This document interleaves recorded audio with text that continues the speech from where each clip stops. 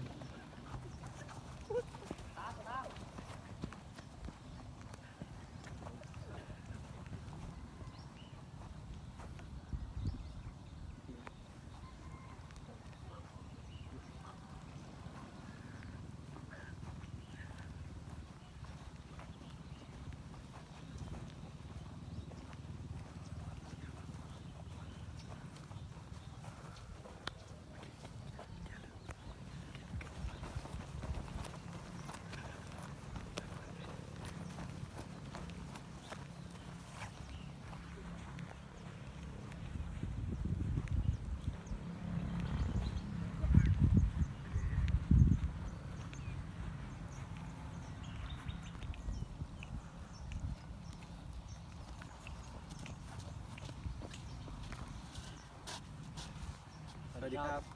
เรามาจากโรงเรียนบ้านสารมัยสพป.นนทิวะเขต 2ส่วนข้าวแก่กันรายการ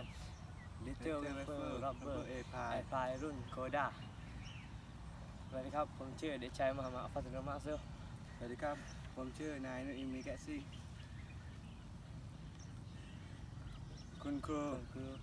ที่ฝึกสอนชื่อนายมุฮัมมัดอัสเมเบอร์ซาและนายมุฮัมมัดสุกิฟลีนิเซอร์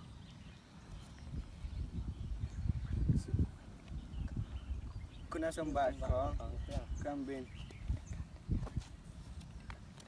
ความยาวปีก60 เซนติเมตรใบพัด7 นิ้ว